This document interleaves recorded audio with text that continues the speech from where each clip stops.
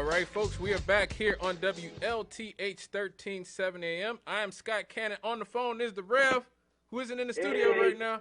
Yes, and I'll be there in another. a bit though. Yes, we actually got another police shooting story. We covered this on the show when it happened, Rev, if you remember.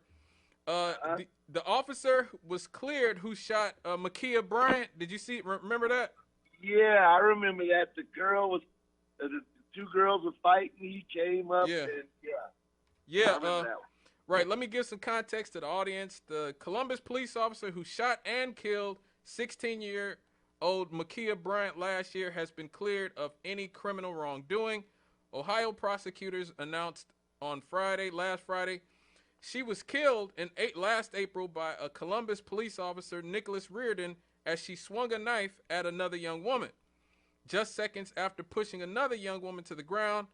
Now, because Bryant was black and Reardon was white, this has turned into a huge, kerfluffle. But the police were responding to a 911 call made from Ma'Khia Bryant's foster home about a group of girls threatening to stab members of the household. The killing led to a Justice Department review of the police department in Ohio's capital city. Now, Bryant was shot 4 times and died from her injuries. The coroner listed the cause of death as homicide, a medical determination used in cases where someone has died at someone else's hand, but not a legal finding. It does not imply criminal intent. Her killing actually further heightened tensions in Ohio's capital city over the fatal shootings of black people.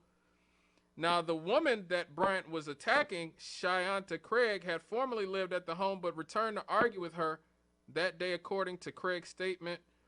Reardon told investigators that he didn't think using mace or hands-on approach would have worked because of the knife in Bryant's hands and because he thought he was the only officer on the scene because Bryant seemed bigger than him. Now, the city will now conduct an internal review to determine whether Reardon's actions followed the department policy, the CPSD said. Now, her family, Ma'Khia Bryant's family, expressed disappointment that Reardon wasn't charged, as said in the statement. There should have been other non-deadly options available to deal with the situation. Her family also called for full-scale changes to Ohio's foster care system to prevent similar tragedies. Rev, I'm gonna keep it 100. This is a trap. This is a trap story. This is a trap story for the black community. This is a trap story for the left in this country. I truly believe that. I think I said it at the time, and I truly believe it now. The reason I call it a trap story is because this is the type of story that they put out there to make black people and make the left seem crazy and unreasonable when it comes to dealing with police brutality. And so we get outraged about Ma'Khia Bryant getting shot, and it sort of discredits the rage that we have when people like George Floyd get killed or Breonna Taylor, etc., get killed. Now I'm gonna keep it 100 with you, Rev. If my daughter was about to be gutted like a fish by some girl with a butcher knife or something, and that police officer didn't plug her a few times to prevent that from happening, we would have an issue. Yeah, I imagine so. We would have an absolute issue. And again, black people have to be vigilant and make sure that we don't get caught up in these types of stories. This is not George Floyd. Right. This is not Breonna Taylor. This ain't Adam Toledo. This ain't nobody hands in there. Ain't nobody was on the ground. Nobody was choked to death like what's his name? Eric Garner. I can't breathe, man. Nah. The thing about it, really, that I just thought about, this is one of those few times when a situation happens and the police show up in time to prevent, something bad happening. Right. Most of the time, they don't show up until after it's all over. Right. So they can put tags on the ground and do interviews and all that stuff because someone tried at least once to hold police accountable for that whole protect and serve thing. And no less an authority than the U.S. Supreme Court said, no, they are not obligated to actually protect you. Right. I agree. We have a caller, Rev. Let's get to the caller and see what they got to say. Hello, caller. Good evening, gentlemen. It's all good. Hey, I'm with you, Scott. People, you mentioned the young guy in Chicago in the Village, the young guy, what was in Adam? Adam, right. Now, my situation with that is, that police officer didn't do nothing wrong. Am I supposed to wait for you to turn around and shoot me and then take action? In the other situation where the guy ran away with the gun, he was pointing the gun. He turned around and started pointing the gun at the police. Are they supposed to wait to see if you're going to shoot at them and miss before they shoot back? And that's the thing. Nobody wants to talk about when police are ambushed right here in Scary, Westerfield, sitting in his car. Guy walks up, blows his brains out. That's something we don't want to talk about because the first thing people holler, oh, that's their job. Name me one job that you don't want to go back to your family with, that you don't want to go back to your family every night. I mean, I understand that, but let me just ask this. Why don't you think you see this type of stuff in other countries in the way that we see it here in America? First of all, if we here in America, we are a violent country. Point blank, we are a violent country. And this is me. I'm going to attack violence with violence. I have had a couple of incidents up here at the shop where people have got upset, and I tell them, hey, if you're mad, man, take it to court. One guy rushed over the counter and hit me. I came from around that corner, and it was on. Right. This country, we feel that we could do things without consequence. And people kill me when they want to holler about, oh, you violated my rights. Okay, you violated my rights. First of all, by coming to my shop the way you is, and if there have been situations where when I was in law enforcement, where people have pulled guns on police and they didn't get shot. Every situation is different. Every police officer is different. But I was always taught, if you don't want to get shot by the police in a lot of situations, don't you pull a gun on the police. It's just like if you walk in your house and somebody in your house and they pull a gun, what you gonna do? You're not gonna talk to them.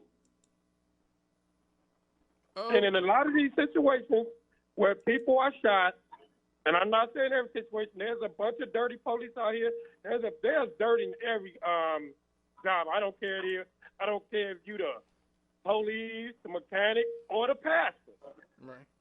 You got some dirt in all of it. So to put everybody in one basket, I have to agree with you, Scott. If that had been my daughter standing up there and this girl about to gut my daughter and you didn't shoot her, I'm going to file a lawsuit against you because you didn't protect my daughter. And if we look on a lot of these cars, what do they say? Serve and protect. Right. You didn't protect my daughter at that time. And here's this girl, and I don't care what age she is, because a lot of people always talk about age, and I bring up one thing.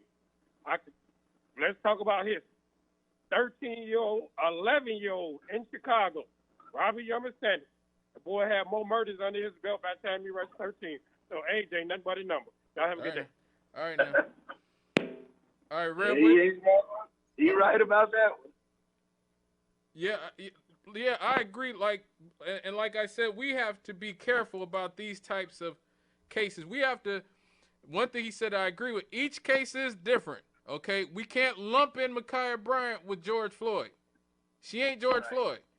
Now, and this brings me back to another issue that I think we have in America, Rev. And I think that a lot of this has to do with, maybe these sort of the decline of religion in America.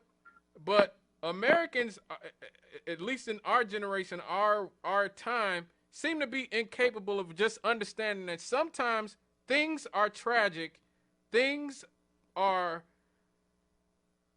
tragic, things are bad, and there's not necessarily anybody who's 100% to blame for those things being tragic. You know what I mean? Like this is like a 15, I think. Let me see how old she was. She was she was a 16-year-old girl, and yes, her life ended in a very violent and tragic sense. But I don't know if there's a law or anything that you could do or somebody you can sue. In this case, some things are just going to be, you're just going to have to let go and let God on some level. It's like suing the weatherman over a tornado. Right. I mean, some things, like I said, this isn't George Floyd. This ain't Rodney King. This ain't Sean Bell. This ain't Amadou Diallo. This ain't George. This ain't, Trayvon Martin. This is a situation where everybody involved, like this is tragic, just tragic for every single person involved. And that's why I call it a trap event. It's a trap event for black people because they want us to get out there and be protesting and be violent so they can go back to your average American white working class person. See, these blacks don't care about law and order whatsoever. They just don't want any policing in their communities. This is why the police have to shoot these people. This is why the police have to beat these people, because they have no standards of justice whatsoever in their communities. Okay, like that. This is a trap. And like I said, I feel terrible for Ma'Khia Bryant's family. But you cannot, that officer could not let her gut that other young woman. He couldn't let her do that. Yeah. I think another thing about that is situations like that happen, and you don't want to say that somehow you might have been responsible for it. I mean, for example, their relative was in a foster home. Mm-hmm. That foster home was not a relative, it was a stranger. Yeah. Now, you can do foster care for a relative, but they didn't. Right.